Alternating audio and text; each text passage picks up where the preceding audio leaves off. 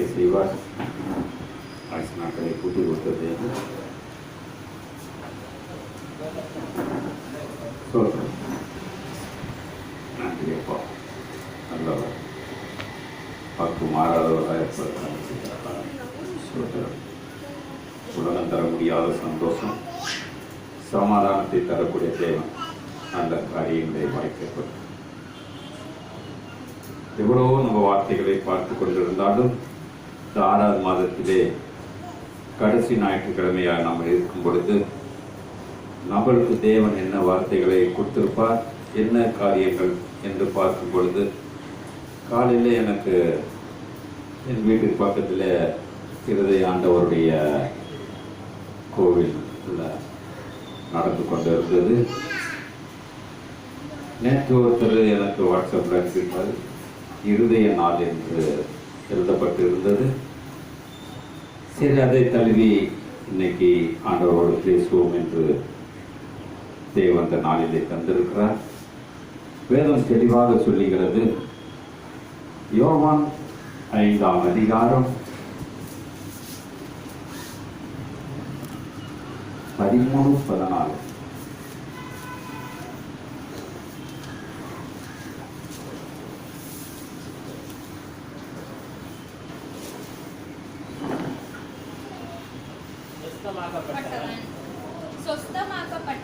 சொஸ்தமாக்கப்பட்டவன் அவர் இன்னார் என்று அறியவில்லை.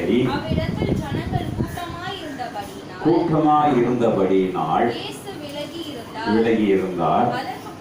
அதற்கு பின்பு அவனை தேவாலயத்திலே கண்டு, இதோ சொஸ்தமானாய்,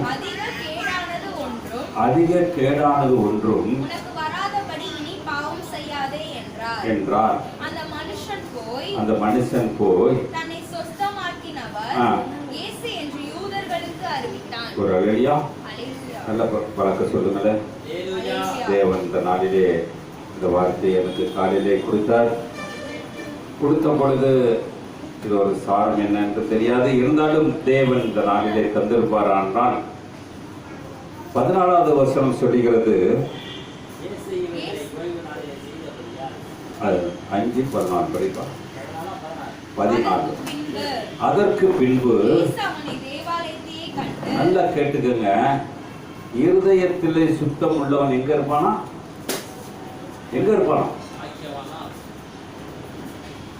வேதம் தெளிவாக சொல்லுகிறது. மத்தேயு அதிகாரம் 5ஆம் அதிகாரம் 8வது வசனம் சொல்லுகிறது. மத்தேயு அதிகாரம்,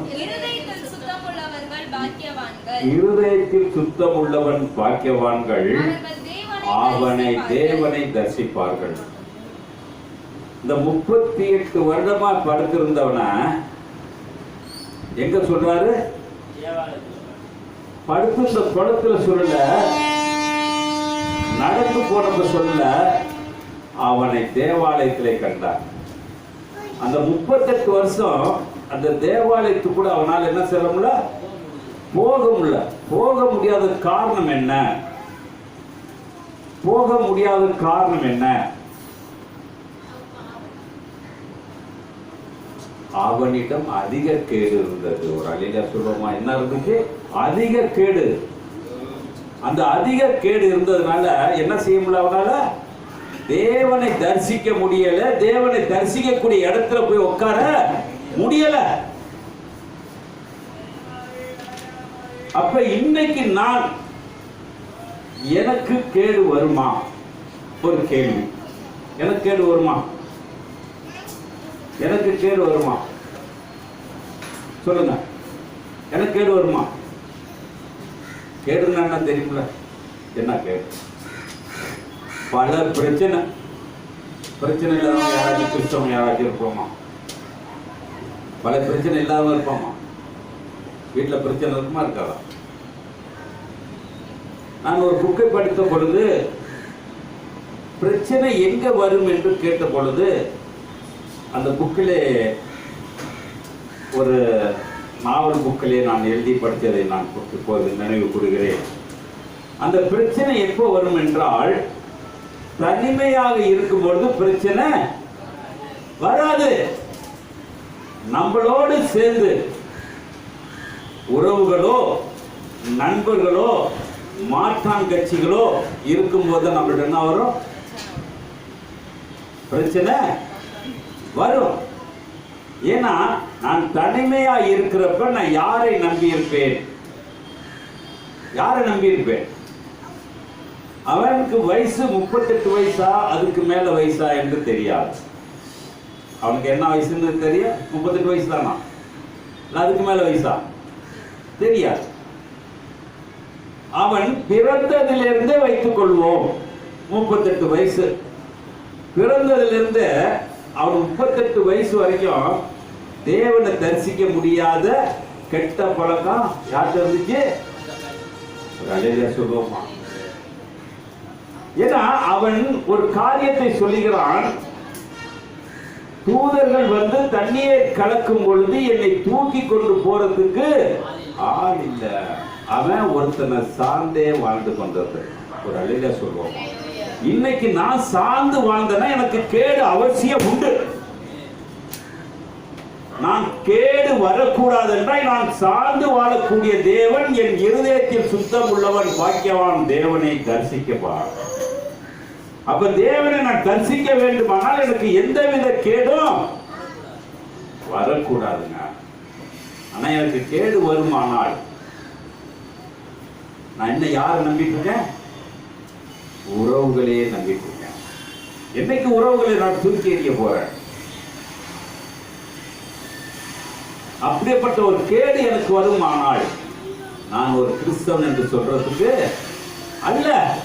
அதுதான் அவனை 14ஆம் அதிகம் படிக்கிறான். 14வது வசனத்திலே சொல்றாரு, அவனை தேவாலயத்தில் நல்லா பாருங்க, வார்த்தைகள் ஒன்றும் மிஸ் ஆகாது, வார்த்தைகள் ஒன்றும் அர்த்தம் இல்லாமல் எழுதப்பட மாட்டாது.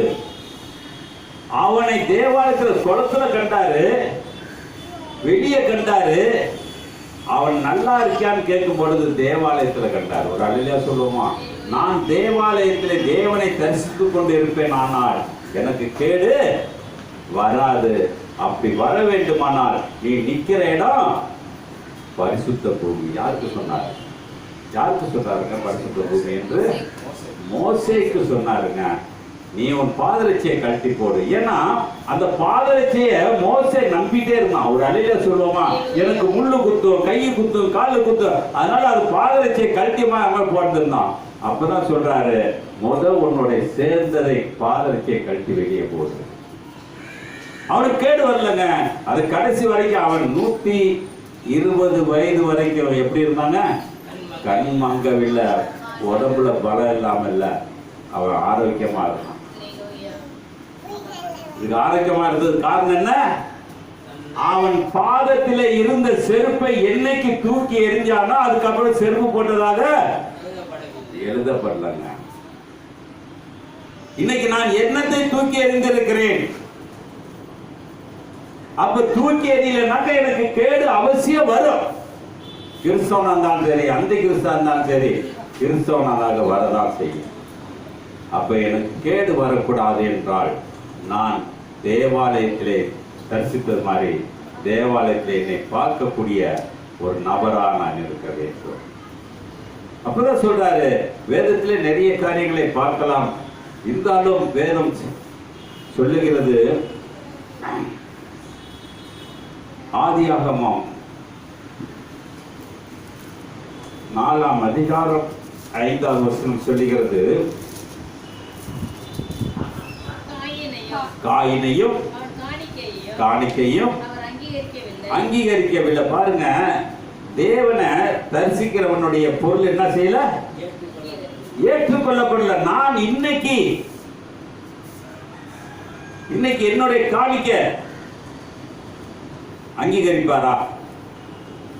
இன்னைக்கு பாத்தீங்கன்னா இப்ப எல்லா மதமும் செவ்வாய்க்கிழமை வெள்ளிக்கிழமை எல்லாம் நிக்கிறவங்களுக்கு 4 இட்லி 3 இட்லி எல்லாம் பார்சல் என்ன செய்யறாங்க? ஏன்னா தர்மம் செய்யணுங்க. தர்மம் செஞ்சாதான் நம்மளுக்கு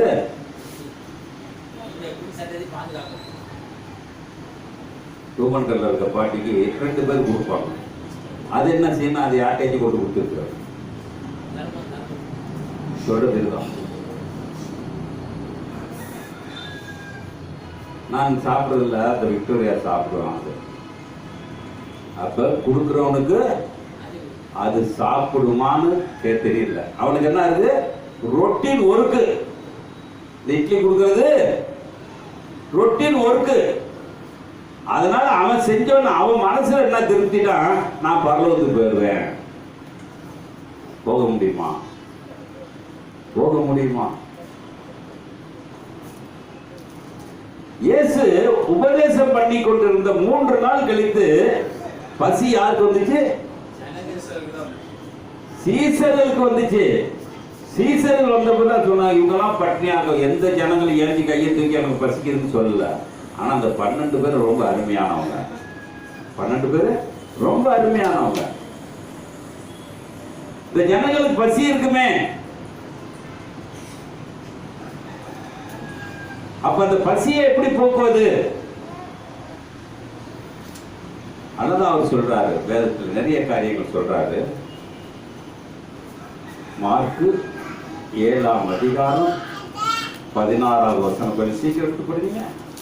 மார்க்கு 7ஆம் அதிகாரம் 16வது வசனம். பின்பு அவர் ஜனங்கள் எல்லாரையும் வரவழைத்து அவர்களை நோக்கி நீங்கள் எல்லாரும் எனக்கு செவி கொடுத்து உணருங்கள். மனுஷருக்கு புறம்பே இருந்து என்னங்க சொல்றேன்? மனுஷனுக்கு பாருங்க, யார் கூட சேரக்கூடாது? மனுஷனுக்கு. நம்ம யார் கூட சேர்ந்திருக்கிறோம்? அப்ப கேடு வருமா வராதா? கேடு வருமா? இல்ல கேட்கறது எனக்கு தெரியல, அதனாலதான். வேதத்துல வார்த்தைகள் இருக்கு, எனக்கு கேடு வருமா? நான் படிச்சிருக்கேன், சீக்கிரம் படிச்சிருக்கேன். மனுஷனுக்கு புறம்பே இருந்து அவனுக்குள்ளே போகிறது ஒன்றும் அவனை தீட்டுப்படுத்த மாட்டாது. அவன் உள்ளத்தில் இருந்து புறப்படுவைகளும் அவனை தீட்டுப்படுத்தும். ஒரு அல்லேலூயா சொல்லுவோமா? யாரை தீட்டுப்படுத்துங்க? உள்ள இருக்குது. உள்ள எவ்வளவு அழுக்கு இருக்குன்னு நம்மளுக்கு தெரியுமா? தெரியுமா? தெரியாது. சீசர்களுக்கு பசி வந்தனாலதான் அவங்க என்ன செஞ்சாங்க?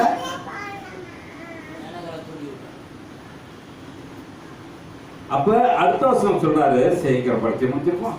கேட்கிறதற்கு ஒருவன் காதுள்ளவனாய் இருந்தால். நம்ம யாருனாங்க இருக்குமா? காது இருக்கா? காதுல இருக்குன்னு நினைக்கிறேன். கேட்கிறவனுக்கு காது உள்ளவனாக இருந்தால் கேட்க கடவான். இப்ப நம்ம கேட்கிறோமா? ஆனா இது வரைக்கும் எவ்வளவோ வார்த்தைகள் நானும் இந்த பைபிளுக்கு ஓப்பனா சொல்லி முடிக்க வேண்டுமானால் முழுசுமே முடிச்சிருப்பேன்னு நினைக்கிறேன். ஆதியாகமம் வெளிப்படுத்தி வரைக்கும் எவ்வளோ சத்தியத்தை எனக்கு தெரிஞ்சதை சொல்லியிருக்கேன். நான் அவர் சொன்னதை அல்ல, நான் எனக்கு தெரிஞ்சதை மக்களுக்கு போதித்து இருக்கிறேன். அது பின்னாடி பலன் என்னைக்கு தரார எனக்கு தெரியாது. ஆனால் இன்னைக்கு என்னுடைய வாழ்க்கையிலே எப்படி இருக்க வேண்டும்? காது உள்ளவன் கேட்க கடவான். அடுத்த வசனம் சொல்றாரு, சீக்கிரம் படிச்சு. ஜனங்களை விட்டு வீட்டுக்குள் பிரவேசித்த போது அவருடைய சீஷர்கள் யாருக்கு கேட்டாங்க? அவருடைய சீஷர்கள் அவர் சொன்ன உவமையை குறித்து அவரிடத்தில் விசாரித்தார்கள். அதற்கு அவர், நீங்களும் இவ்வளவு உணர்வில்லாதவர்கள். ஒரு அல்லேலூயா சொல்லுவோமா? சீஷரே இல்லை இருக்கிறப்ப நம்மளுக்கு இருக்குமா? உணர்வு நம்மளுக்கு இருக்குமா? கூட இருந்து அவர் அற்புதத்தை அடையாளத்தை எல்லாம் பார்த்துட்டு அவருக்கு என்ன தெரியல? உணர்வு இல்லாதவங்க சேர்த்து கூட சேர்ந்து இருக்காங்க. அன்னையில இருந்து இன்னைக்கு வரைக்கும் எப்படி இருக்காங்க? உணர்வு எங்க இருக்குது? என் உணர்வு யாரை வைத்திருக்கிறேன்?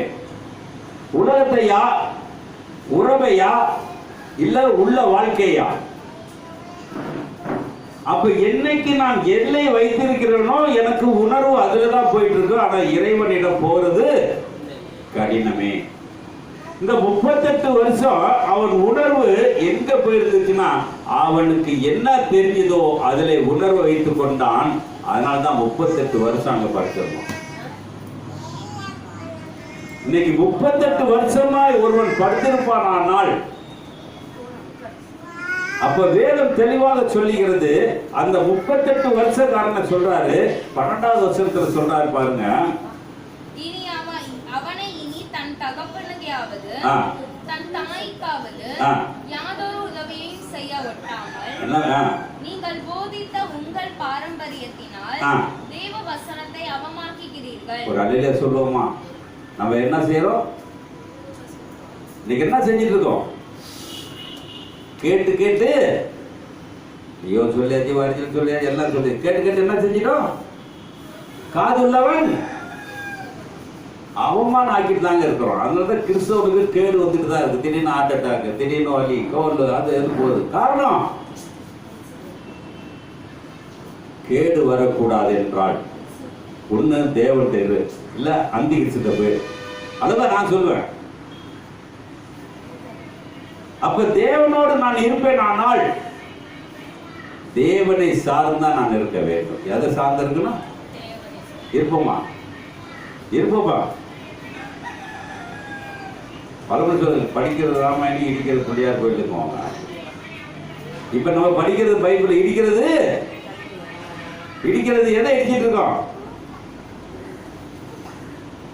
இயேசு கிறிஸ்துவை இடிச்சிட்டு இருக்கோம். அவர் என்ன சிலுவையிலிருந்து நம்ம இறக்கணுனாக சர்க்குரல். ஏன்னா இறக்கி இருந்தா எல்லா சர்ச்சிலையும் என்ன இருந்திருக்கு? இயேசு உருவத்தை வந்து சிலுவையில வச்சிருக்க மாட்டாங்க. இன்னும் ஏன் இறக்கலன்னா நாங்களா இன்னும் மாறலடா, இன்னும் அவர் தான் சிலுவையில தான் அடிச்சு வச்சிருக்கோம். ஆனா அவங்களுக்கு கேட்ட ஞாபகம் இருக்கும். எதுக்கு? நான் இன்னும் மாறலங்கிற ஞாபகம் இருக்கும்.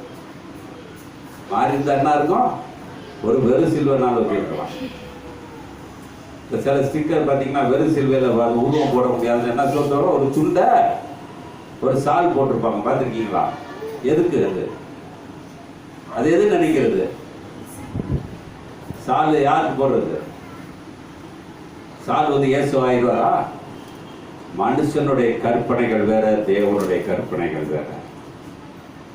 அதனால சொல்றாரு. நீதிமொழிகள் 3ஆம் அதிகாரம் 1 வசனம் சொல்லுகிறது. நீதிமொழிகள் 3ஆம் அதிகாரம் 1 வசனம். தாவீதின் குமாரனும் இஸ்ரவேலின் ராஜாவுமாகிய சாலமோனின் நீதிமொழிகள் 3ஆம் அதிகாரம் 1 வசனம் சொன்னி. என் மகனே, என் போதகத்தை மறவாதே. என்ன சொல்றாரு? என் போதகத்தை மறவாதே. உன் இருதயம் கட்டளைகளை காக்க கடவது. இருதயம் காத்திருக்கா? காத்திருக்கா? எவ்வளவு வசனம் சொல்லியிருக்கோம். காலைல எனக்கு வந்து கால் வலி ரொம்ப. சரி நீங்க விட்டு பேச சொல்லலாம்னு சொல்லிட்டு இருக்கேன். என்னால நிக்க கூட முடியல, உட்கார்ந்து தான் இருக்கேன். ஏன் சொல்றேன்னா, வயசானாலும் வார்த்தைகள் எங்க பெறக்கூடாது. அப்பதான் இப்ப இந்த வழியில இருக்கப்பதான் அந்த இருதயமாதா கோயில்ல இருதய ஆண்டவர்கள் அதுல பாட்டு போட்டாங்க. பாட்டு போட்டப்பதான் வார்த்தை எப்போ வந்துச்சு? அந்த பாட்டு மூலம் தான் எனக்கு வந்துச்சு. அதுக்கு மேல எழுத முடியுமா? இங்க வந்து வரிசையில் பைபிள் இருக்கு பாட்டு. அப்ப நம்ம என்ன செய்யறோம்? சரக்கு இருக்குது, என்னை பேச விடாமல் பண்ற கேடு எது?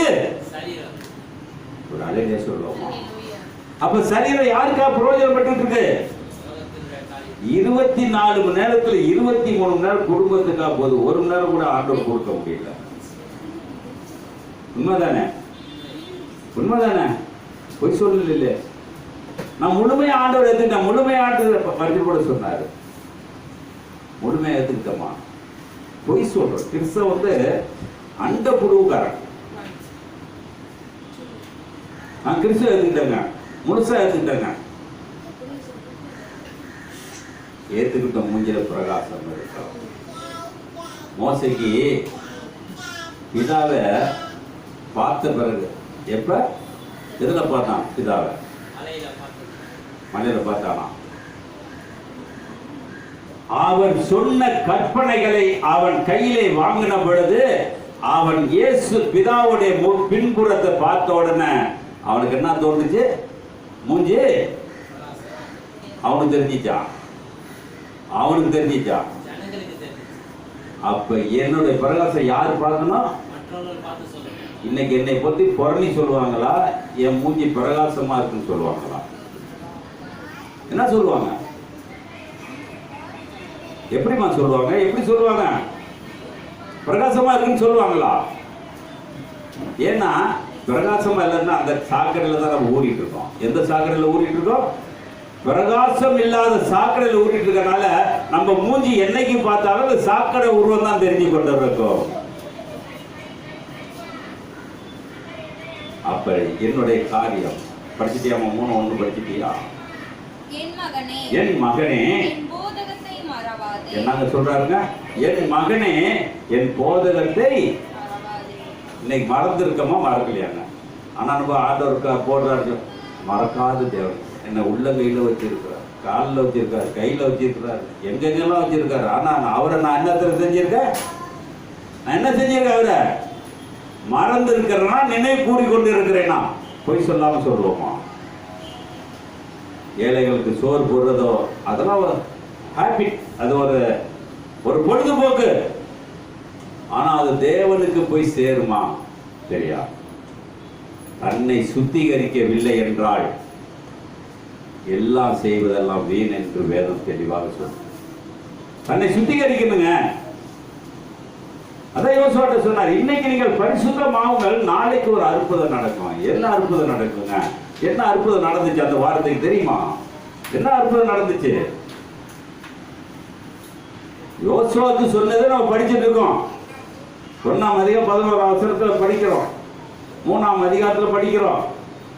என்ன அற்புதம் நடந்துச்சு? எரிகோ பட்டணத்தை ஜெயமாய் மாற்றினார்கள். ஒரு அழகியா சொல்லுவோமா? யாருங்க? எவனும் வித்து உள்ள வீரர்காரன் அல்ல, எதுக்குமே இல்லை. அவனை தேடி போன எத்தனை பேரு? நாய் மாதிரி நக்கிறவன் தான் போனான். ஒரு அழகியா சொல்லுவோமா? அவனை வச்சு என்ன செஞ்சாரு? எரிகோ பட்டணத்தை சண்டை போட்டாரா? 7 தடவை சுத்தினாரு. 7 தடவை. அது எவ்வளவு பெரிய நகரம் எல்லாம் தெரியாது, எத்தனை கிலோமீட்டர் நம்மள கப்சாவுக்கு தெரியாது. ஆனா எவ்வளவு பெரிய நகரத்தையும் 7 தடவை சுத்திருப்பானா? அவர் சொன்ன வார்த்தை அவர் இருதயத்தில் இருந்தனால 7 தடவை சுத்தினான்.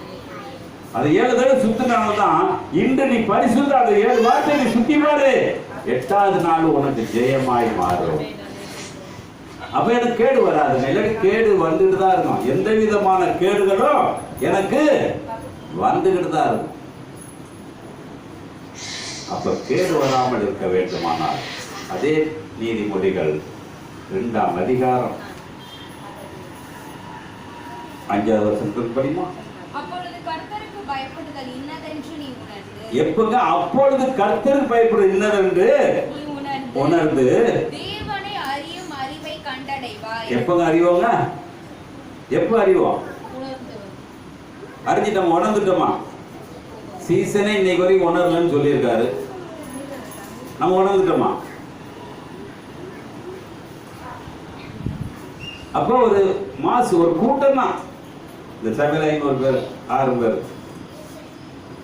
நான் போன வாரம் ஒரு கல்யாணத்துக்கு போயிருந்தேன். இங்க ரத்த பரிசோதனை வேலை செய்யற அவங்களுடைய கல்யாணத்துக்கு. எதுக்கு சொல்றேன்னா, அந்த கல்யாணத்துக்கு என்னை ரொம்ப கம்பல் பண்ணாங்க. ஏன்னா அவங்க என் தம்பி சபைக்கு போயிட்டு இருக்காங்க. இங்க இருந்தவங்களுக்கு தெரியும், ரத்த பரிசோதனை இருக்கவங்க. அப்ப அவங்க வந்து நீங்க வரணும் பிரதர், எனக்காக வரணும், நான் முடியாம இருக்கேன். அவங்களுக்கு பிரெஸ்ட் கேன்சர் அவங்களுக்கு. அப்படி இருந்து என்னை வந்து வலுக்கட்டாயமா இருக்கு, நீங்க எப்படியா வரணும் இருக்கிற.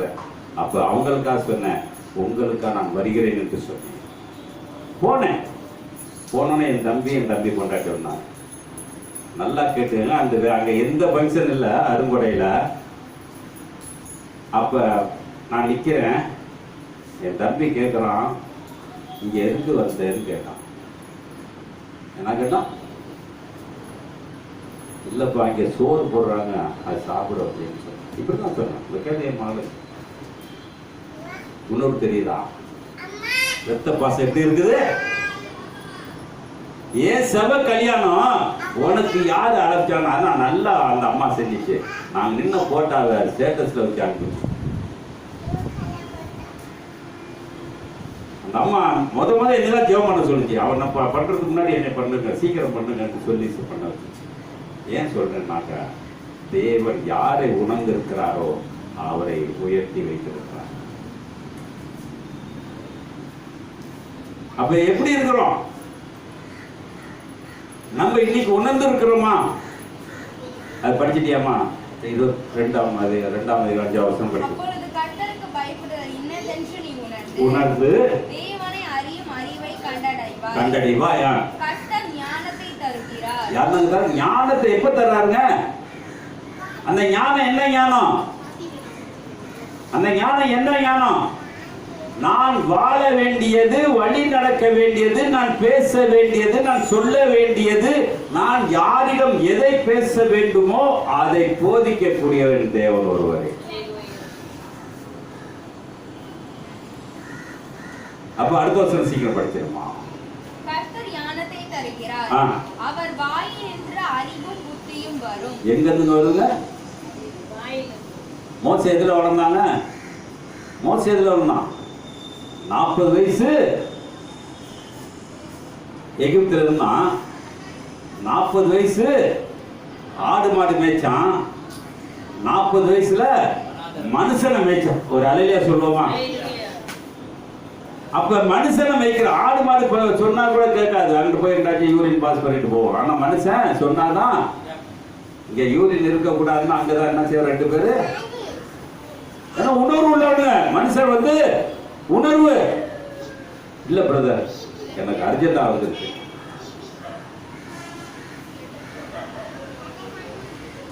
நான் ட்ரெயின்ல போகும்போது ஒரு சூர் போகும்போது பாத்தீங்கன்னா பாத்ரூம்ல 2 பேர் அடைச்சிருப்பாங்க. அவன் என்ன செய்வான்? வெளியே இருந்து கேட்ட திறந்து வெளியே இருந்து உட்காந்து அடிச்சிருவான்.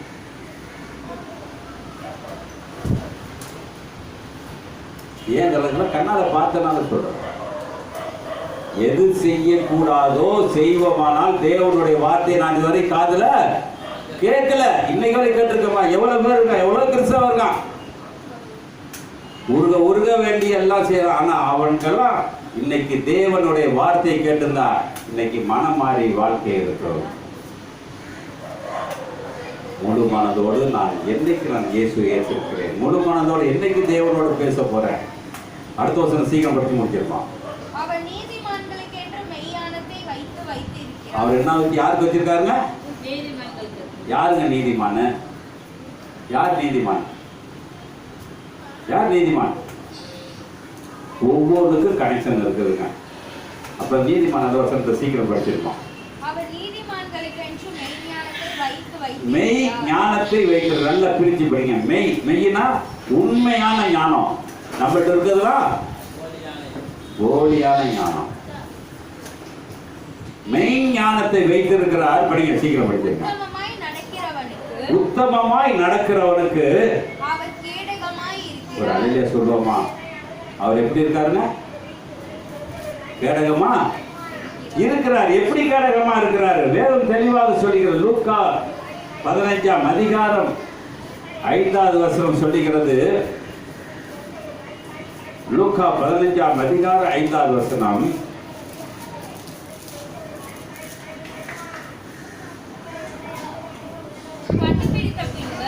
மேல படிமா. உங்களில் ஒரு மனுஷன் 100 ஆடுகளை உடையவனாய் இருந்து காணாமல் போனால் 99 ஆடுகளை வனாந்தரத்தில் விட்டு காணாமல் போன ஆட்டை கண்டுபிடிக்கும் அளவு. இப்ப கேட்டு படிச்சிருக்கோமா? உணர்வு இருக்கு. அதுல உணர்வு தெரியுது. அதுல என்ன உணர்வு இருக்குது? இதுல என்ன உணர்வு இருக்குது? 99 ஒரு இடத்துல இருக்குது, ஒரு தனியா இருக்குது. அது என்ன உணர்வு இருக்குது? முன்னாடி படிச்சோம். நீதிமானுக்குள்ள ஒரு கேடைய வைத்திருப்பாரானால் அது தனிப்பட்ட ஒரு மனுஷனா இருந்தாலும் கொடுக்க முடியும். கூட்டத்துல யாருக்குமே கிடைக்க. அதுக்காக அந்த பதில சொல்றாரு பாருங்க. சீக்கிரம் படிச்சு முடியுங்க.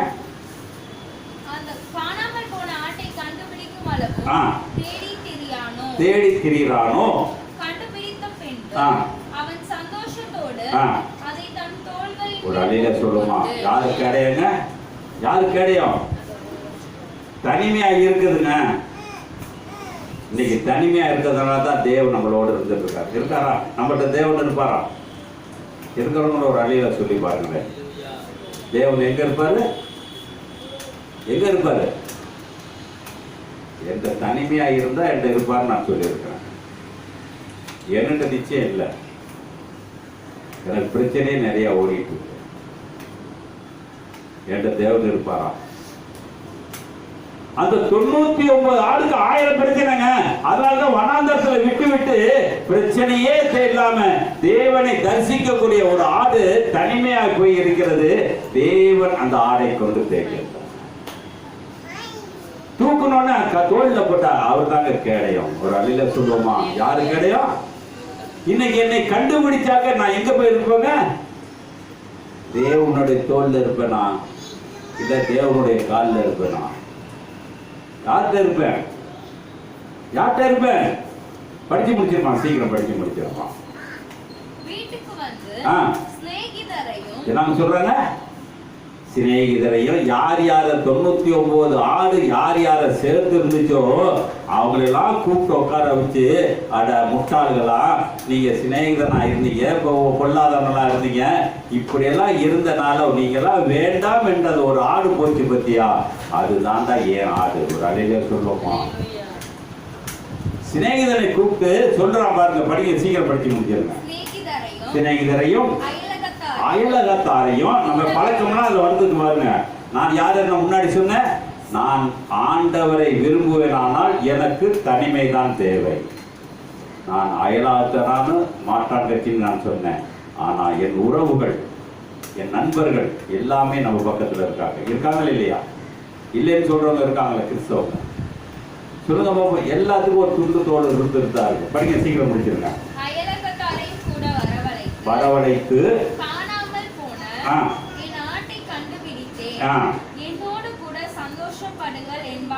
அல்லவா? நல்லா கேட்டு. நீதிமொழியில் நீதிமானம் படிச்சோம். அவனுக்கு கேடகன்னு சொன்னாரு. இப்ப பாருங்க, யாருக்கு நீதிமானா?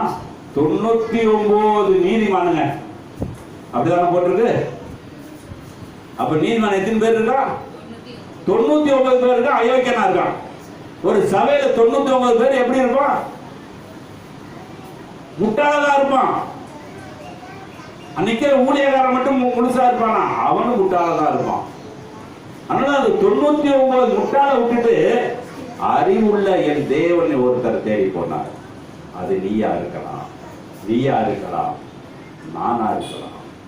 என்னைக்கு தேடி வருவார்? எங்க தேடிட்டு வரா? சொல்லுவார். வருவாரா? என்னை தேடி வருவாரா? நான் என்னைக்கு நான் தனிமையை தேடி போறேனோ, தனிமையாக வாழ்கிறேனோ, தனிமையாக அவரை நேசிக்கிறேனோ, தனிமையாக நேசிக்கும் பொழுது தேவன் என்னோடு இருப்பார். 1 சாமுவேல் அப்படியே கையை வச்சு 1 சாமுவேல் 1:11 சொல்லுகிறது. 1 சாமுவேல் 1:11 சொல்லுகிறது.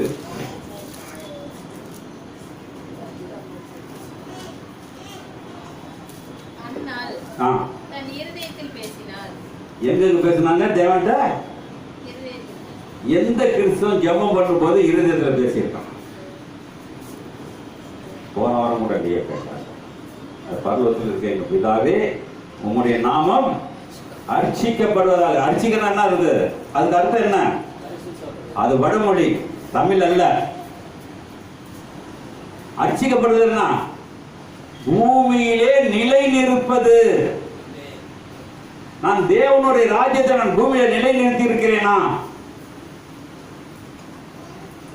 இது பாத்தீங்கன்னா சாவுல இருந்து எல்லாத்துக்கும் இந்த மந்திரம் சொல்லிட்டு தான் இருக்காங்க. சொல்லுவாங்க, சொல்லிட்டு தான் இருக்காங்க. ஒரு பல்லத்துல வந்து பெரிய பண்ணும். உத்தம சாபம் வந்தவரும் பாவத்தின் தொட்டியில் இருக்கப்பதான் உத்தமத்தை வந்தவர். நான் படிச்சிருமா? சீக்கிரம் படிச்சிரு. 11 படிமா. 1:11 சாமுவேல் 1 சாமுவேல்.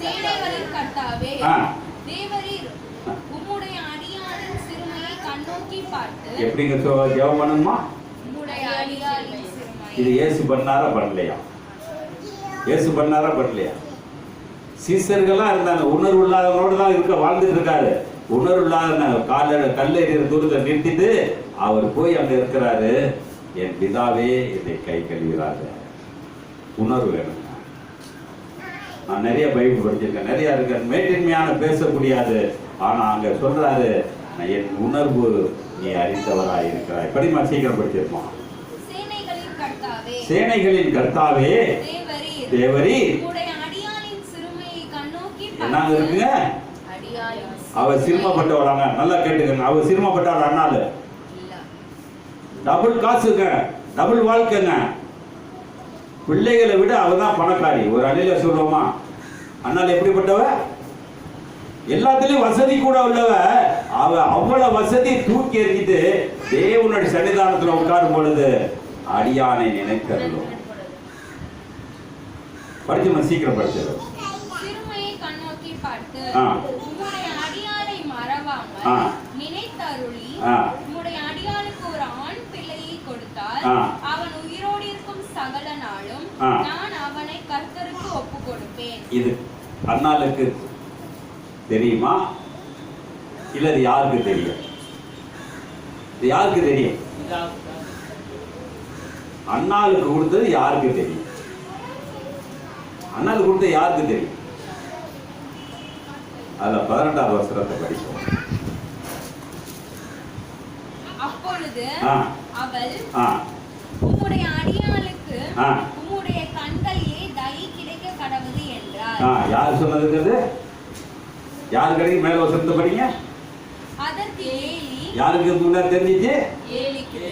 அண்ணாளுக்கு என்ன சம்பவம் நடக்க போதோ ஏலிக்கு எடுத்து காட்டினார். ஒரு அழில சொல்லுவோமா? ஆனா ஏலி சந்தேக பெறுவலி.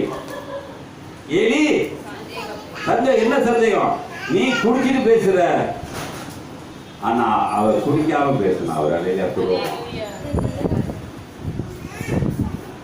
அப்ப தேவன் யாரை கூட்டினாலும் என்னை கரை சேர்ப்பாரானால் வேதம் தெளிவாக சொல்லுகிறது. சங்கீதம் 119:33 அந்த 8 வசனத்தை சீக்கிரம் படிக்க முடிப்போம். சங்கீதம் 119:33 சீக்கிரம் முடிப்போம். கர்த்தாவே என்ன சொல்ற? உம்முடைய பிரமாணங்களின் வழியை எனக்கு போதியும். இன்னைக்கு எவ்வளவு வழி சொல்றோம், அந்த வழியில என்ன இருக்கிறோம்? இப்ப பேஸ்புக்ல பாத்தீங்கன்னா பாதி நெகட்டிவா பேசுறாங்க, பாதி பாசிட்டிவா பேசுறாங்க. ஒருத்தன் காசு கேட்கிறான், ஒருத்தன் காசு கேட்காதன்னு சொல்றான். இப்ப ஜனங்களுக்குள்ள எப்படி இருக்கு? அவன் மைக்கு போட்டு அவன் பேசுறான். இருக்கட்டும், எப்படியும் ஜனங்க பரலோகம் போக முடியாதுன்னு நல்லா 99 ஆடோடு இருக்க போறாங்கன்னா ஒரு ஆடோடு இருக்க போறாங்களா எனக்கு தெரியாது. படிச்சிருப்பா, சீக்கிரம் படிச்சிருமா. எப்ப பரியந்தங்க? எப்ப எப்ப முடிவு பரியது? எப்ப? அண்ணா ஒரு ஜெபம் பண்ணா கொடுத்தாரு. அவ முடிவு பரியது செஞ்சாலாம் செய்யல. இப்ப நம்ம என்னமோ ஆண்டவர்கிட்ட கேட்கிறோம், எல்லா காரியமும் கேட்கிறோம். என் பிள்ளை நல்லா படிக்கணும், டாக்டர் படிக்கணும், எல்லாம் படிக்கணும், எல்லாம் படிச்சுட்டு எங்க போயிடுவோம்?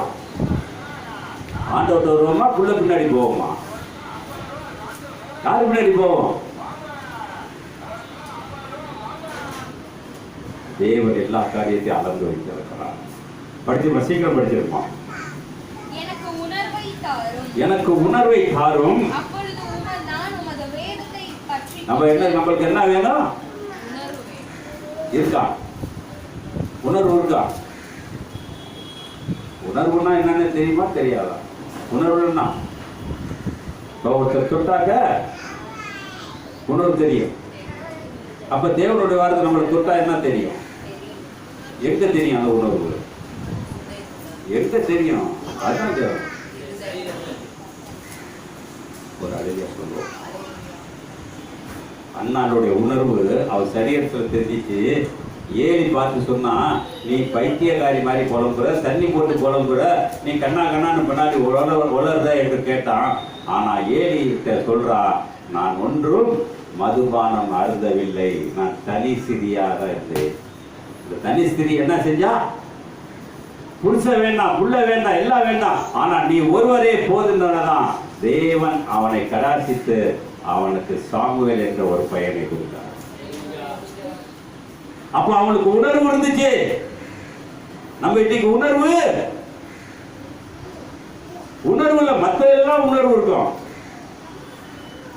உள்ள ஸ்கூல்ல இருந்து ஒரு லேட் ஆயிடுச்சு, அது உணர்வு இருக்கும். நீ கண்ணாபிரான்னு சுத்தாத, உணர்வு இருக்கும். ஆனா வேத வார்த்தைகளை நான் எவ்வளவு உணர்வு வைத்து இருக்கிறேன், எவ்வளவு வார்த்தை வேதத்துக்குள்ள நான் இருக்கிறேன், உணர்வு இருக்கா? இந்த டிகிரி முடிச்சாச்சு, அடுத்த டிகிரி தான் சேர்த்திருப்போம். இந்த பைபிள்ல எந்த டிகிரி இருக்குது சொல்லுங்க பார்ப்போம். என்ன டிகிரி இருக்கு? பைபிள் போகுமா இல்ல படிச்ச டிகிரி போகுமா? அது ஒரு தெரியுமில்ல கிறிஸ்தவங்களுக்கு. இன்னைக்கு பைபிளை வச்சுக்கிட்டு படிப்பு செலவுல செஞ்சு போயிட்டே இருக்கும் பொழுது அவங்க எங்க போயிட்டு இருக்காங்க? பிள்ளைக்கு பின்னாடியே போயிட்டு இருக்கிறதுனாலதான் உணர்வு இல்லாத உலகமா இருக்கிறது. அப்போ உணர்வு எனக்கு வேண்டும். எப்ப வேண்டும்? அத சொல்றாரு பாருங்க, சீக்கிரம் படிச்சு முடிங்க. எனக்கு உணர்வை தாரும். என்னங்க பற்றிக்கணும்னா வேதம் எப்ப இருக்கும்? உணர்வுல படிச்சிருக்கோமா, பொழுதுபோக்கா படிக்கிறோமா? எப்படி படிச்சிருக்கோம்? நான் இதெல்லாம் ஒன்றும் பார்க்கல. காலையில வந்து 2 வசனத்தை இங்கே தான் பார்த்தேன். ஏன் இதை சொல்றேன்னா, உணர்வு எங்க இருக்கணும்? வச்சிருக்கணும். ஏன்னா எந்த இடத்துல இனிமேல் பைபிள்லாம் தூக்கி போய் பிரசன்ட் பண்ண முடியாது. ஏன்னா இப்போ பார்த்தீங்கன்னா எல்லாத்தையும் அடிச்சு ஓடிச்சிட்டு வந்துட்டு இருக்காங்க. இஸ்ரேல் நாடு என்ன ஆகுது? இருந்தாலும் இனிமேல் நம்மளுடைய வாழ்க்கை எது இருக்கு? உள்ளத்தில் என்ன இருக்கிறதோ அதை உள்ளது என்ன செய்ய போறோம்? பேச போறோம். படிச்சிருமா? சீக்கிரம் படிச்சிருப்போம். வேதத்தை பற்றி கொண்டு எப்பங்க? இப்ப நம்ம என்ன இருக்குது? என்ன இருக்குது? இல்ல வேதத்துக்குன்னு முழு இருதயத்தை வச்சிருக்கோமா? நம்மளுடைய இருதயம் எவ்வளவு பெர்சன்ட் இருக்கு? ஐயா சொல்லுவார் 30, 60, 90, 100. வேதத்துல நான் என்னுடைய இருதயம் எவ்வளவு இருக்கும்? கொஞ்சம் 30 இருக்குமா? இல்ல 30 கூட போயிருக்கா? அப்புறம் நம்மளால ஒரு முட்டாள்னு சொன்னாக்க நம்ம கோச்சிக்கிறோம்ல. நான் இவ்வளவு டிகிரி படிச்சிருக்கேன், நீ முட்டாள்னு சொல்றிய, இதை கல்ச்சர் இதை பாருடா, அதை படிச்சு என்ன செய்ய போற? நீ செத்தினா பட்டம் எங்க ஒட்டிட்டு போய் பெற போதா? நீ எவ்வளவு வேத வார்த்தை அறிந்தியோ அந்த வேத வார்த்தை கடைசியிலே உன்னிட பேச போற.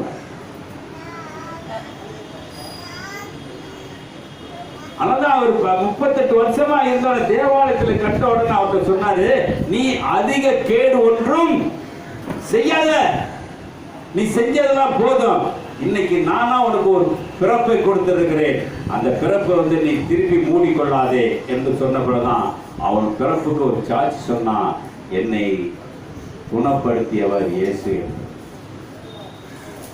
அவன் உணர்ந்தாங்க. அவன் பைபிள் படிக்கல, உடனே பைபிள் படிச்சுட்டானா. இன்னைக்கு நான் சாட்சி சொல்லுவேனா? உணர்வு என்ன இருக்குதா? படிங்க, சீக்கிரம் படிச்சிருங்க. முழு இருதயத்தோடும் கை கொள்வேன். என்னங்க சொல்றாங்க? நம்ம பாதை எதுல போடுங்க? நம்ம நடந்து போறது நீளம் அந்த ஷார்ட்கட் ரூட்லாம் பார்ப்போம். எப்படி பார்ப்போம்? நான் என் கடைக்கு போறேனாக்கா இப்படி சுற்றி போறதுக்கு நான் எங்க போவோம்? சந்துக்குள்ள பூத்து போயிடுறேன். ஏன்னா நம்மளுக்கு அறிவு கூடங்க. ஆனா தேவனுடைய வார்த்தை எப்படி இருக்குமா? படிமா அந்த வசனத்தை மறுபடியும் படி. உம்முடைய கற்பனைகளின் பாதைகளை நீ நடத்தும். அந்த ஒரு கற்பனை பாதை எதுங்க? கற்பனுடைய பாதை எது? அதே நீ அப்படியே கையை வச்சுட்டு நீதிமொழிகள் 19, 119, 105, 106 படிச்சிருங்க. எதுங்க நம்மளுக்கு பாதை? எதுங்க எது பாதை? இப்ப எவ்வளவு வசனம் இருக்கும்? எவ்வளவு வசனம் இருக்கும்? எவ்வளவு வசனம் இருக்கும்? இருக்குமா? பிரச்சனை சீக்கிரம். உம்முடைய வசனம் என் கால்களுக்கு தீபமும் என் பாதைக்கு வெளிச்சமுமாய் இருக்கிறது. எங்க இருக்குங்க நம்மளுக்கு? இந்த பாதையை தாங்க அங்க எழுதுறாரு. எங்க எழுதுறாரு? அதே சங்கீதத்திலே அந்த 33 சொல்றாரு. உம்முடைய கற்பனைகளின் பாதையில் என்னை நடத்தும், நான் அதில் பிரியமாய் இருக்கிறேன். ஒரு அலையில சொல்லுவோமா? ஆனா நம்ம எதுல பிரியம் வச்சிருக்கிறோம்? பொய் சொல்லாம சொல்லுவோம். எதுக்கு பிரியம் வச்சிருக்கிறோம்? எதுக்குங்க பிரியம் வச்சிருக்கிறோம்? குடும்பத்து மேலையா இல்ல இயேசு மேலையா? யாரு மேல பிரியம் வச்சிருக்கோம்? இல்ல எந்த ஊழியக்காரங்க ஒரு வார்த்தை மட்டும் கேளுங்க. நீ எந்தனோட பிரியமா வச்சிருக்கன்னு கேட்டாக்க தெரியாது. காரணம், பொய் சொல்ற கிறிஸ்தவன் தான் நிறைய பேர் இருக்கான். உண்மை சொல்ற கிறிஸ்தவன் அரிதிலும் அரிதா இருக்கிறார்கள். படிச்சிருப்பான், சீக்கிரம் படிச்சிருப்பான். உமது கற்பனைகளின் பாதையில் என்னை நடத்தும், நான் அதில் பிரியமாய் இருக்கிறேன். என் இருதயம் பொருளாசையை சாராமல். என்ன சொல்றாங்க? நம்ம பொருளாசையை இப்ப எந்த யாராச்சும் ஒரு ஆள் தான் மிஸ் ஆகாம இருப்பாங்களா இல்ல எல்லாரும் மிஸ் ஆகிருப்பாங்களா?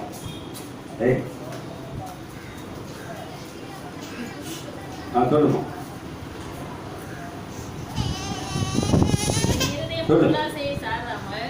இருதயம் பொருளாசையை சாராமல். இப்ப நான் பொருளாசையில் இருக்கேன்னா இல்லையா? சொல்லுங்க சொல்லுங்க. யார் பொருளாசையில் இருக்கேன்னா இல்லையாங்க? இருக்கமா இல்லையா? இந்த பொருளுக்காக எவ்வளவு பிரச்சனை பண்றோம். நம்மள கிறிஸ்தவர் சொல்றதுக்கு நான் சொல்லுவேன், அந்த கிறிஸ்து சபைன்னு வைக்கலாமான்னு இருக்கிறேன். ஏன்னா படிக்கிறது ஒண்ணு, பேசுறது ஒண்ணு, நடக்கிறது ஒண்ணு. அதுல பேர் யார் பேர் கெட்டு போயிருது? இவங்கெல்லாம் கிறிஸ்தவங்க. அவங்க வாயில வர வார்த்தை பாரு. சொல்லுவோமா? வெக்கமா இருக்குங்க. அப்ப நம்மளோட சிந்தனை, நம்மளுடைய செயல். அப்ப படிங்க, சீக்கிரம் படிச்சிருங்க. என் இருதயம் பொருளாசையை சாராமல். பொல்லாப்பை சாராமல். பொருளாசையை சாராமல். சாட்சிகளை சாரும்படி செய்யும். என்ன சாட்சிங்க? சாட்சிகளை. எந்த சாட்சி? எந்த சாட்சிங்க? சாட்சியம் எங்க இருக்கு தெரியுங்களா? சாட்சி எங்க இருக்கும்?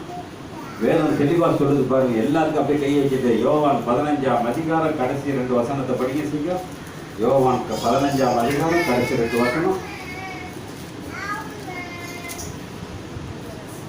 பிதாவிடத்திலிருந்து நான் உங்களுக்கு அனுப்ப போகிறவரும் பிதாவிடத்திலிருந்து புறப்படுகிறவருமாகிய சத்திய ஆவியான தேற்றவாளன் வரும்போது அவர் என்னை குறித்து சாட்சி கொடுப்பார். நீங்களும் ஆதி முதல். எப்பங்க? நீ என்னைக்கு ஞானசாரம் எடுத்தியோ அதுக்கு முன்னாடி நம்ம அந்த கிறிஸ்து தான். அதுல ஞானசாரம் எடுத்தோம்னா பரலோக கிறிஸ்து அல்ல. நம்ம இன்னைக்கு வரைக்கும் என்ன கிறிஸ்துல இருக்கோம்? அந்த கிறிஸ்துல தான் இருக்கிறோம். இவங்க சபையில ஞானசாரம் எடுக்கலன்னா ஒண்ணும் கிடையாதுங்க. காணிக்க போடலன்னா ஒண்ணும் கிடையாது. அதெல்லாம் அந்த கிறிஸ்து சபை. படிங்க, சீக்கிரம் படிச்சிருங்க. நீங்க ஆதி முதல் என்னுடனே கூட இருந்தபடியால். பாருங்க, நல்லா கேட்டுங்க. நம்ம அவரோட இருக்கிறோமாங்க, போய் சொல்றோமா? இல்ல எந்த ஊழியக்காரன் அவரோட இருக்கிறான்? கட்டிட்டு பொண்டாட்டி கையை கொடுத்துட்டு போறான். நேற்று ஒரு பேஸ்புக்ல பாக்குறான், அவளை கட்டி பிடிச்சி போஸ்ட் கொடுத்துட்டு இருக்கான். யாருங்க? நான் குற்றம் சொல்ல. வேத வார்த்தை பேசுறோன்ற என்ன இருக்குன்னா, என் மனைவி அதுக்கெல்லாம் இது வரைக்கும் இடம் கொடுக்குறேன். அவளுக்கு அந்த இன்ட்ரெஸ்ட் இல்லை, எனக்கு அதுல இன்ட்ரெஸ்ட் இல்லை.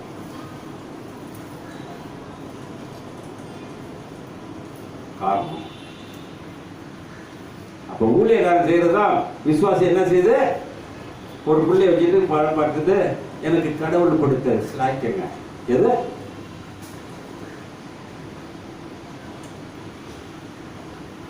எதுக்கு எது முடிச்சு போடுறதுன்னே தெரியல.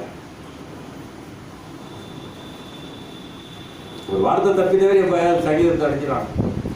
பிள்ளைகள் கர்த்தரால் வரும் சுதந்திரம் சொன்னோன்னு என்னாச்சு? கர்த்தர் கொடுத்த சுதந்திரங்க.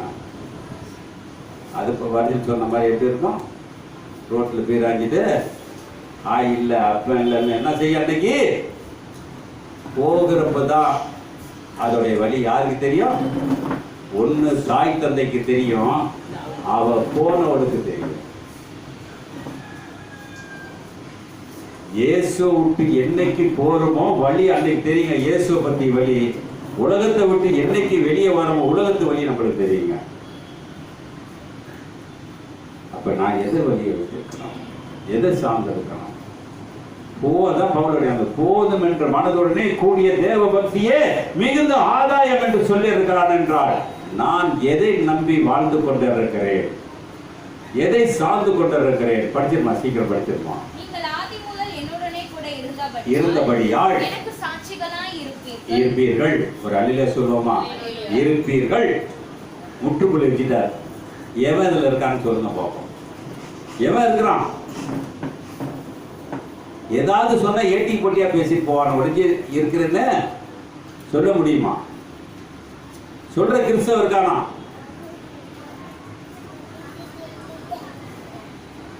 அது படிச்சிட்டேமா? 119 என்னங்க? பாராதபடி என்னங்க சொல்றாங்க? எது கெட்டு போகும்? கண்ணால் என்ன வரும்? கண்ணால் என்ன வரும்? கண் கெட்டதா இருந்தால், வசனம் இருக்கா? லூக்கால இருக்கு, படிக்க வேண்டாம். கண் கெட்டதா இருந்தால் நீ எல்லாமே சரீரம் பூரா கெட்டு போகும். ஆனா கண்ணு கெட்டா கூட கண்ணாடி போட்டு பார்ப்போம். இல்ல நாங்க தெரியல, நாங்க யாரு நிக்கிறாங்கன்னு தெரியல. அதை பார்த்து என்ன அவனை ஏத்துக்கிறதா இல்ல அவனை உத்து பார்த்து கண்ணாடி போட்டு ஆட்டிட்டு பாக்குறதுக்கு, அது ஒரு கல்ச்சர், நம்ம ஒரு கல்ச்சர். அதுக்கு ஒரு நடுவர் ஒரு கண்ணாடி.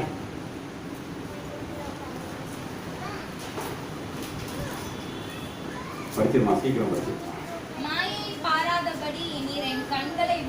விலக்கி நான் சொல்றேன், இதுல உயிர்ப்பிக்கும். நம்மளும் மறுபிறவி அடைஞ்சிருவோமா? மறுபிறவி அடைஞ்சிருவோமா? அடைய முடியாது, நல்லா தெரியும். அதுதான் போக முடியாதுன்னு தான் வேதத்திலே எழுதி வச்சுட்டாரு. என்னன்னா நம்ம கூட யார் இருக்கான்னு. அது மத்தேயு 12ஆம் அதிகாரம் 40 ஒரு சீக்கிரம் படிச்சிருமா.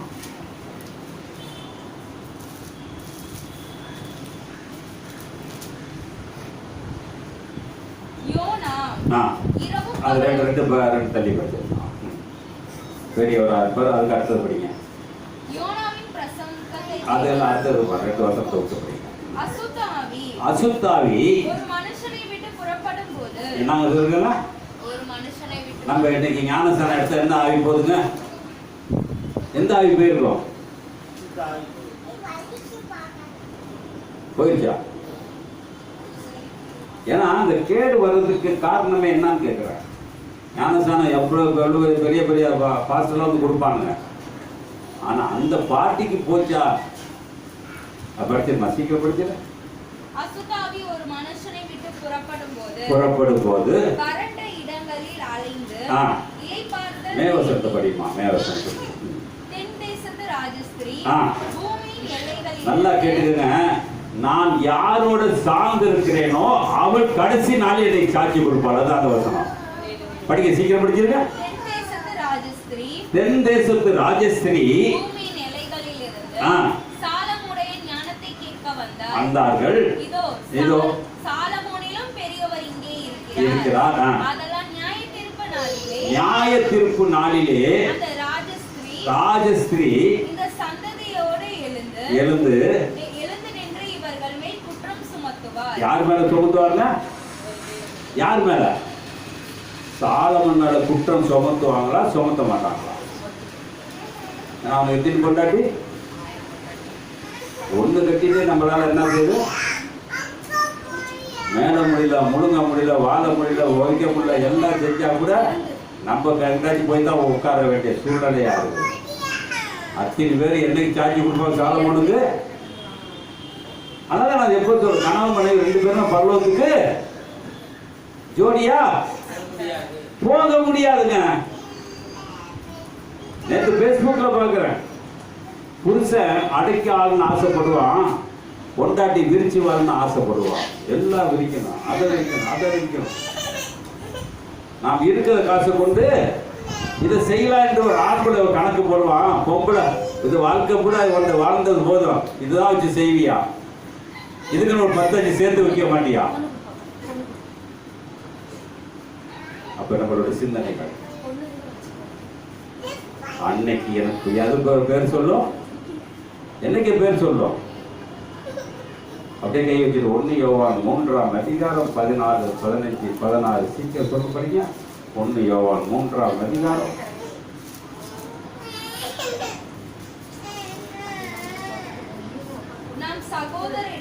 சகோதரிடத்தில் என்ன சொல்ற? நான் சகோதரிடத்தில் அன்பு கூறுகிறபடியால் மரணத்தை விட்டு நீங்கி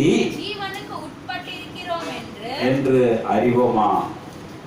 இன்னைக்கு நான் யாரை நம்பி இருக்கிறேன்? அந்த சகோதரன் எப்படி இருக்கான்? என்னாட்ட இருக்கானா இல்ல வேற மாதிரி இருக்கிறானா? அதனால தான் சொல்றார், படிங்க. அடுத்த வருஷம் சீக்கிரம் படிங்க.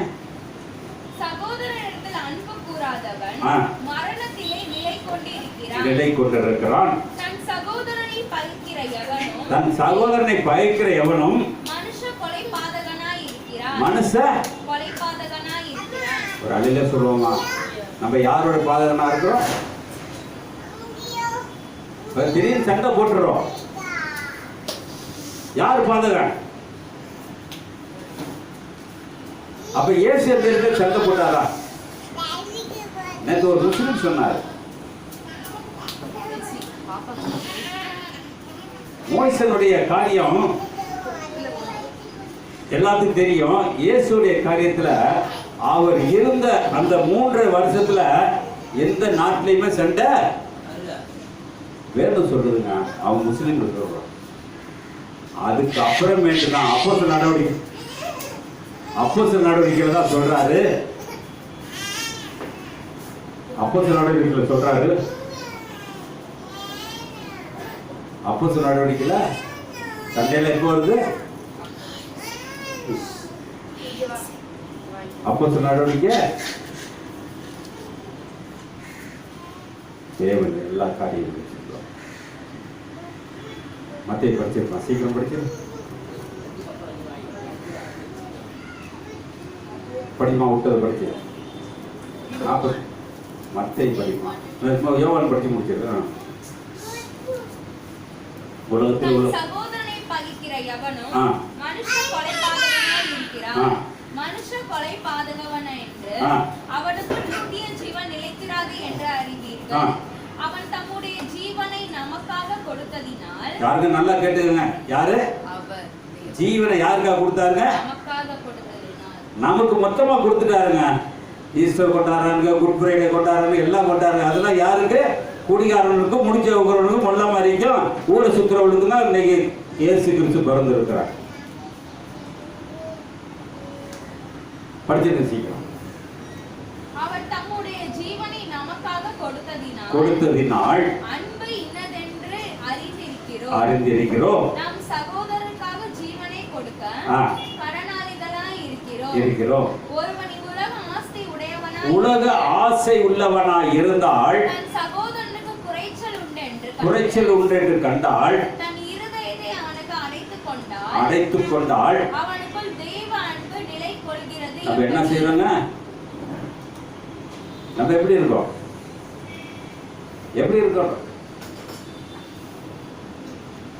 ஒரு 2 நாளைக்கு முன்னாடி ஒரு மென்டல் பையன் வந்து என் வண்டிக்கு உட்காந்துட்டான். என் மக என்ன செஞ்சா, அங்க நம்ம போய் உட்கார முடியாது. அங்க உட்கார சொன்னா கூட நம்ம போய் உட்கார முடியாது. ஆனா அவன் உட்கார்ந்தது யாருக்கு பிடிக்கல?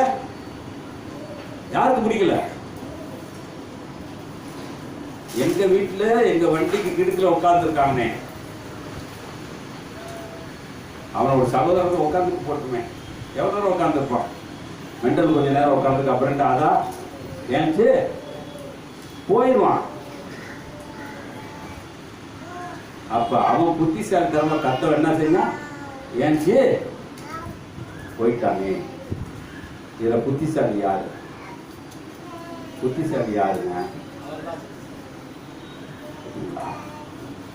இன்னைக்கு இயேசுவை ஏத்துக்கிட்ட நான் ஒரு பைத்தியக்காரனா இருக்கிறேனா இல்ல புத்திசாலியா இருக்கிறேனா நல்லா சிந்திச்சுக்கோங்க. அதனால இன்னைக்கு வேதம் தெளிவா சொல்லுது, நீ எனக்கு கேடு வரதாங்க செய்யும். கேடு வரும். ஏன் வரும்? நான் செய்யக்கூடிய அநியாயம் அவ்வளவு இருக்கு. என்னதான் வீடு பூரா வசனத்தை மாட்டினாலும் அக்கினியிலே இறங்கினா கூட கேடு தேடி வரும் என்று வேதம் தெளிவாக சொல்லுகிறது. படிச்சு முடிச்சிருமா? ஒருவன் இவ்வுலக ஆஸ்தி உடையவனாய் இருந்து தன் சகோதரனுக்கு குறைச்சல் உண்டு என்று கண்டால் தன் இருதயத்தை அவனுக்கு அடைத்துக் கொண்டாள் அவனுக்குள் தெய்வ அன்பு நிலை கொள்கிறது எப்படி? அல்லேலூயா. இதுக்கு பதில் எங்க இருக்குதுங்க? பதில் எங்க இருக்குது தெரியுமா? இதுக்கு பதில் இருக்கா இல்லையா? எங்க இருக்குது? எங்க இருக்கு பதில்? லூக்கா 15 26வது வசனத்தை படிங்க.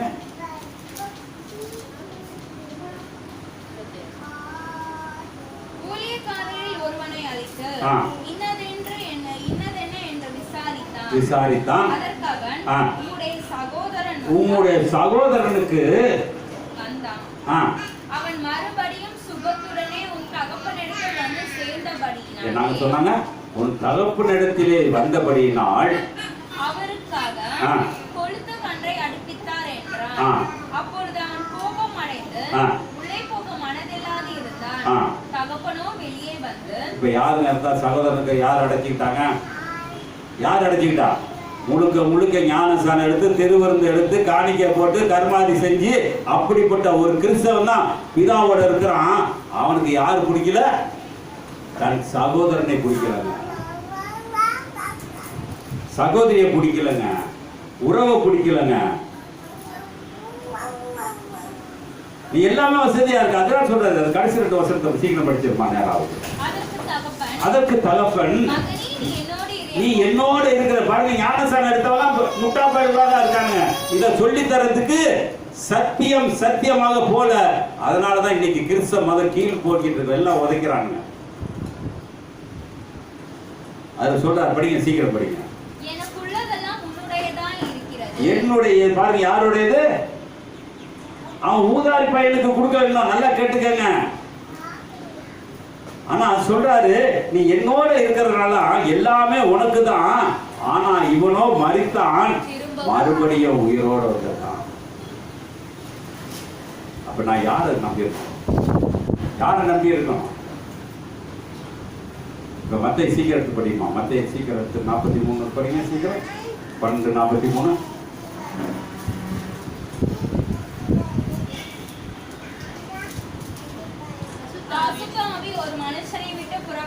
புறப்படுகிற போது வறண்ட இடங்களில் அலைந்து, என்ன இருக்கு? இன்னைக்கு கிறிஸ்தவனை எப்படி தேடி பிடிச்சிட்டு இருக்கு? வறண்ட இடங்களில் அலைந்து இளைப்பாறுதல் தேடியும் கண்டடையாமல். எங்க இளைப்பாறுதல் கிடைக்குங்க? எங்க இளைப்பாறுதல் கிடைக்கும்? எங்க இளைப்பாறுதல் கிடைக்கும்? அப்படியே கை வச்சுட்டு மத்தேயு 11 கடைசி 2 வசனம் படிங்க.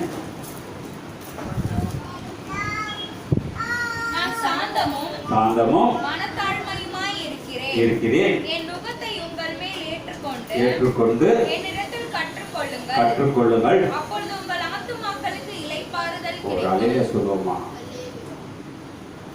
இப்ப இளைப்பாறுதல் எங்க இருக்குது? இளைப்பாறுதல் எங்க இருக்குது?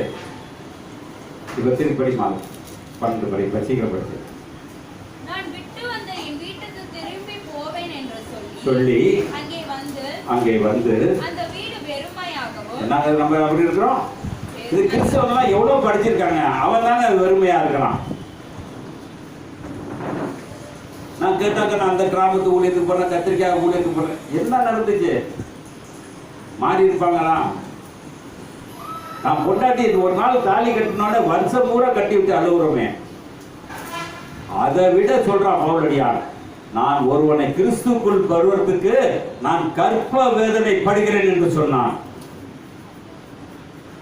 தினமும் போய் பாரு, தினமும் அவனுக்கு என்ன தேவை? அவனை ஆண்டவர்களை கொண்டு வரதுக்கு ஒரு ஜீவனை கூடுறாங்கிறாரு.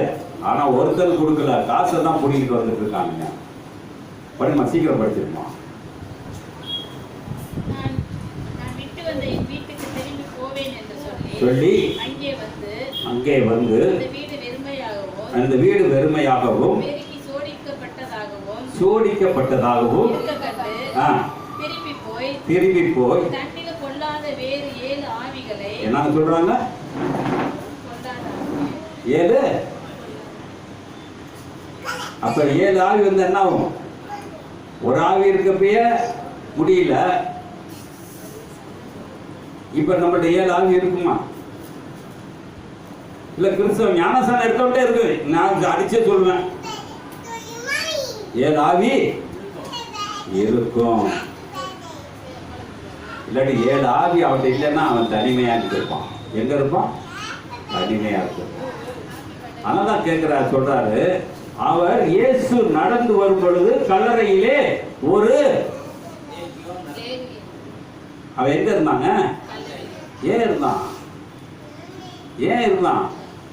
இயேசுவை பார்க்க வேண்டுமானாலும் பிசாசா இருந்தாலும் தனிமையா தான் இருக்கணும். ஒரு அழகா சொல்லுவோமா? அவன் 2000 பிசாசு இருந்துச்சு. ஆனா 2000 பிசாசு இருந்தாலும் 2000தோட இயேசுவை நான் பார்க்க போறேன் என்று சொல்லி அவன் தனிமைப்பட்டான். இயேசு அந்த இடத்துல வரும் பொழுது வாய் பேசாமல் அவரை விட்டு போய் என்று சொன்னான். அதுக்கப்புறம் 2000 பிசாசு வந்துச்சா? இன்னைக்கு ஞானசானம் எடுத்தவங்க எத்தனை பிசாசு இருக்குன்னு தெரியுமா? இல்ல திருவிழுந்து வாயில் வாங்குறாங்களே, சப்புன்னு ரசத்தை குடிக்கிறாங்களே, அவங்களாம் எப்படி இருப்பாங்க? கொடுக்கிறவனா, நான் அதான் என் தம்பிட்ட சொன்னேன், கொடுக்கிறவன் முன்னாடி யோக்கியதானா இருக்கணும், அதை வாங்குற அதோட யோக்கியனா இருக்கணும். எதுவுமே இல்லை. கை கரைப்படுத்த கை, வாய் பேசினாலே இதுக்குள்ள போறாது. ஆசனத்து வழியா வந்து சேர்ந்துடும். படிச்சு முடிச்சிருமா. இப்படி அவர் ஜனங்களோடு பேசுகையில் அவருடைய தாயாரும் சகோதரரும் அவரிடத்தில் பேச வேண்டும் என்று வெளியே நின்றார். என்ன இருந்துச்சுங்க? என்ன இருந்துச்சு? ஏன் எதுக்கு பேசணும்? அவங்க நடுப்புற குளிர் காய வந்துட்டாங்க. எப்படி காய வந்துட்டாங்க? நாங்கெல்லாம் இயேசுனாக்க ஒரு கொடி, இந்த பாப்பரசர் கொடி தூக்கிட்டு அலைஞ்சோம். மஞ்சள் வெள்ளையும் பாப்பரசர் கொடி. இப்போ அந்த கொடியெல்லாம் இருக்கான்னு தெரியல. ஆனால் அவர் சொல்றாரு, என் வார்த்தைகளை கேட்கிறத விட என் பிதாவின் வார்த்தைகளை கேட்டு அதன்படி செய்கிறவனே எனக்கு தாயும் சகோதரனும் சகோதரியுமாயிருப்பார்கள். ஒரு அலையில சொல்லுவோமா? அப்ப என்னுடைய காரியம் எப்படிப்பட்டது? காயினுக்கு ஒரு ஆவிலுக்கு நடுப்புற ஒரு காரியம். என்ன காரியம்? அவனை அங்கீகரித்தாரு, அவனை அங்கீகரிக்கிறார். இன்னைக்கு எப்படி அங்கீகரிப்பாரு? அவன் ஐயக்கத்தனம் பண்ணியிருக்கான். ஐயக்கத்தனம் என்ன இருக்குது? அதனால தேவன் அவனுடைய படி அங்கீகரிக்கிறார். ஆனா இவனுக்கு பிளைன் ஹார்ட், எல்லாம் சொந்தமான ஒரு இருதயம், தேவனை சார்ந்த இருதயம் இருந்துச்சு. அவருடைய ரத்தம் பரலோகத்துக்கு போச்சு. ஒரு ரத்தம் பரலோகத்துக்கு போகுமா? ஒரு ரத்தம் பரலோகத்துக்கு போகுமா? வேதத்திலே நிறைய காரியங்களை பார்த்து கொண்டிருந்தாங்க. வேதம் சொல்லுகிறது, மத்தேயு 5ஆம் அதிகாரம் 8வது வசனத்தையும், இருதயத்தில் சுத்தம் உள்ளவர்கள் பாக்கியவான்கள், அவர்கள் தேவனை தரிசிப்பார்கள். சமாதானம் பண்ணுகிறவர்கள் பாக்கியவான்கள். இது சுத்தம் என்ன வருங்க? அடுத்தது என்ன வரும்? இந்த 10 காரியம் இருக்குது. 10 காரியத்தை படிச்சு பார்த்தீங்கன்னா, அப்படியே லைனா படிச்சுட்டு இருந்தீங்கன்னா ஒரு மனுஷன் அப்படியே மாற்றும். இருதய சுத்தம் இருந்தா எப்போதும் சமாதான பேச்சு தான் வரும், சண்டை பேச்சு வராது. சண்டை பேச்சு வருதுனாக்க நம்ம என்ன மேல என்ன போல இருதயத்தில் இன்னும் சுத்தம் இல்லை. ஏன் இருதயத்தில் சுத்தம் இல்லை? மார்க் 7ஆம் அதிகாரம் 16 சீக்கிரம் படிச்சு முடிச்சிருப்பாங்க. மார்க் 7ஆம் அதிகாரம் சீக்கிரம் படிச்சு முடிச்சிருக்கோம். மார்க் 7ஆம் அதிகாரம்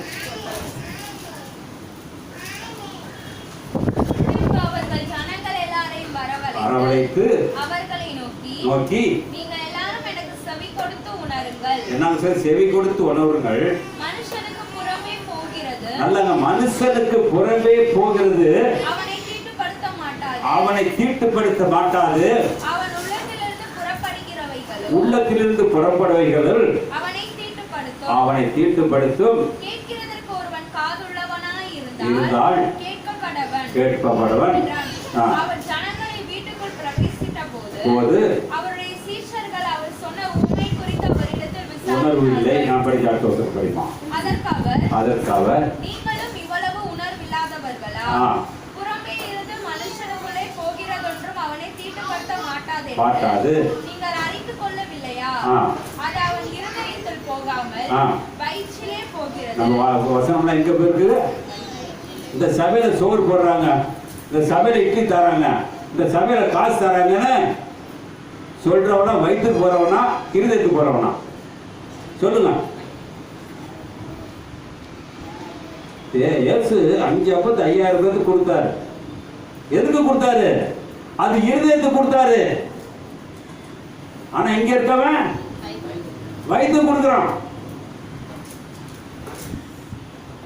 படிங்க, சீக்கிரம் படிங்க. அதிலிருந்து எல்லா போஜனங்களையும் அசுத்தங்களையும் கழிக்கிற ஆசனவாய் வழியாய் நீங்கி எங்க போயிருதுங்க? தின்னுட்டு சகலுக்கு பாத்ரூம் நார் அடிச்சுட்டு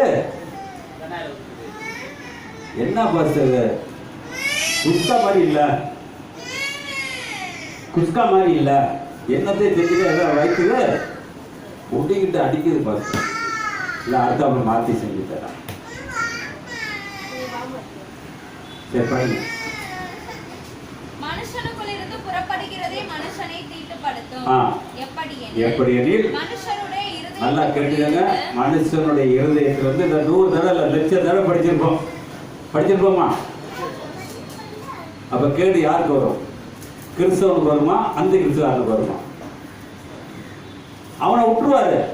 அவனை டைரக்டா அவன் பரம்பரையா அந்த கிறிஸ்தவ அவன் வரட்டுன்னு போயிடுவாரு. அதனால இயேசு பிசாசோட பேசி கொண்டிருந்த பொழுது எவ்வளவு காரியங்கள் பேசி இருந்தாலும் நம்மளுக்கு தெரிஞ்ச 3 காரியம் தான் இருக்குது. ஆனா கடைசியா இயேசு பிசாசுல சொல்றாரு, உன் தேவனாகிய கர்த்தரை பணிந்து கொள். யாருக்கு சொன்னாருங்க? ஒரு பிசாசு கும்பிட வேண்டியது, பணிந்து கொள்ள வேண்டியது என் தேவன் ஒருவரே. உண்மையான கிறிஸ்தவனா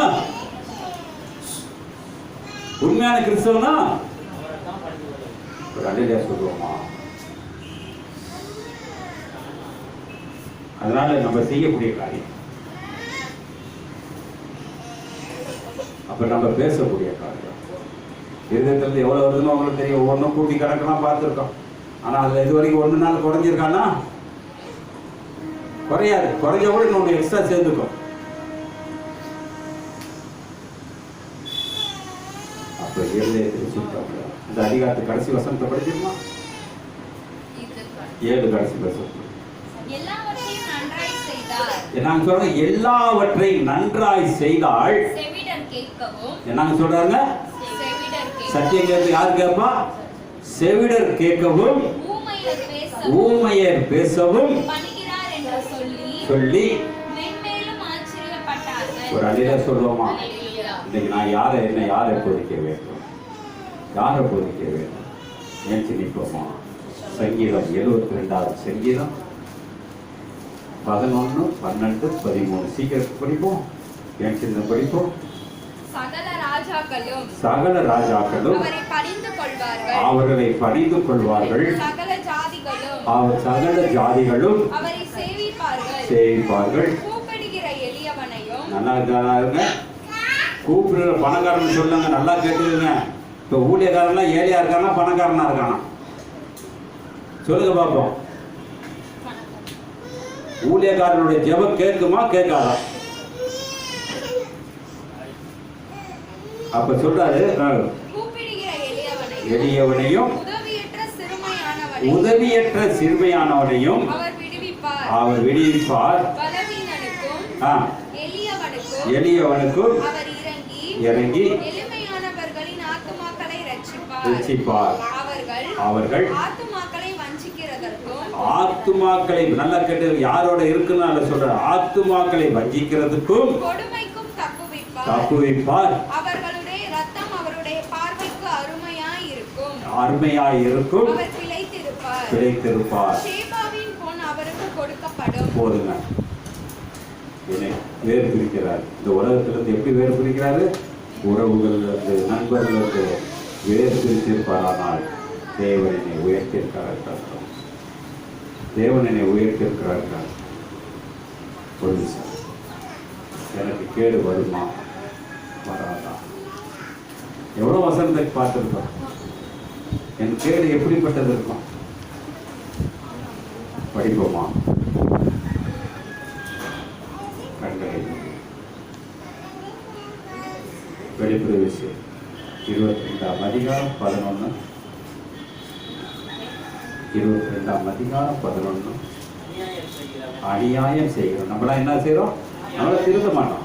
திருந்துற ஜாதியில பிறக்கல, திருந்துற இயேசுல பிறக்கல, திருந்துற சபையில பிறக்கல, திருந்துற ஊழியக்காரன் புத்தி சொல்லல, திருந்துற வாழ்க்கை நம்மளுக்கு இல்லாதனாலதான் அநியாயம் செய்யறவன் இன்னும் அநியாயம் செய்யட்டும். அசுத்தமா இருக்கிறவன் இன்னும் அசுத்தமா இருக்கட்டும். நீதி உள்ளவன் நீதி செய்யட்டும். பரிசுத்தம் உள்ளவன். நீங்க எப்படி இருக்கீங்க? நீதி உள்ளவனா இருக்கிறீங்களா? அசுத்தம் உள்ளவனா இருக்கிறது? உங்க இருதயத்திலே தேவனோடு பேசி பாருங்க. தேவனோடு பேசி பாருங்க. நான் எப்படிப்பட்ட காரியம்? பரிசுத்தவான்களின் காலம் விரைவுடன் வந்திடுதே. பரிசுத்தவான்களின் காலம் விரைவுடன் வந்திடுதே. கண்ணீர் யாவையும் துடைத்திடுவே, நேசரில் மகிழ்ந்திடுவேன். சொல்லுமா? கண்ணீர் யாவையும் துடைத்திடுவே, நேசரில் மகிழ்ந்திடுவே. ஆராதனை நாயகன் நீரே, ஆராதனை வேந்தனும் நீரே, ஆராதனை நாயகன் நீரே, ஆராதனை வேந்தனும் நீரே. முடிவில்லாராஜ்யம் அருள திரும்பவும் வருவேன் என்றே. முடிவில்லாராஜ்யம் அருள திரும்பவும் வருவேன் என்றே. ஆயத்தமாய் நான் சேர்ந்திடவே அனுதினம் வணங்கிடுவே. ஆயத்தமாய் நான் சேர்ந்திடவே அனுதினம் வணங்கிடுவே. ஆராதனை நாயகன் நீரே, ஆராதனை வேந்தனும் நீரே. ஐயா, எனக்கு கேடு வருமா? பயமா இருக்கு. என் கேடு வராம நான் பாதுகாக்க நான் என்ன செய்ய வேண்டும்? வேதத்தில் நிறைய காரியங்களை பார்த்துருக்கேன். கேடு உள்ள 38 வருஷம் உள்ள கேடு உள்ள ஒரு நிமிஷத்து தேவாலயத்தை மாற்றினார். ஆண்டவரே, என்னை மாற்றியா? நான் மாறுவேனா? ஒருவனை இழுத்து கொள்ளாவிட்டால் அவன் என்னிடத்தில் வரமாட்டான் என்று சொன்னீரே. ஆண்டவரே, என் பக்கம் கொஞ்சம் திரும்பி பாருங்க. நான் தனிமையாய் வர நான் என்ன செய்ய வேண்டும்? நன்றி அப்பா, நன்றி. உங்களோட பேசியதுக்காக நன்றி. நல்ல காரியங்களை வாய்க்க பண்ணுவதற்காக நன்றி. முற்றிலும் மாற்றக்கூடிய நல்ல இருதயத்தை தந்ததுக்காக நன்றி. ஒவ்வொரு நாள் இடைப்படக்கூடிய இந்த நாளை எங்களுக்கு தந்திருப்பதற்காக நன்றி. மகிமைப்படுத்தி பரிசுத்தது இப்ப ரேஸ் மூலம் கேட்கிறேன்னு சொல்லுங்க. என் ஆத்மாவே என் முழுவதுமே பரிசுத்த நாமத்திற்கு. என் ஆத்மாவே கர்த்தரை ஸ்தோத்திரி. கர்த்தர் செய்கிற சகல உபகாரம் அதான் இயேசு கிறிஸ்துவுக்கு பிதாவே தேவனுடைய அன்பு பரிசுத்த ஐக்கியமும் உங்களோடு அனைவரோடு பரிசுத்தவான்களோடு அதிகனோடு இருப்பதாக. Amen. Hallelujah, hallelujah, hallelujah. Praise lord, praise Lord.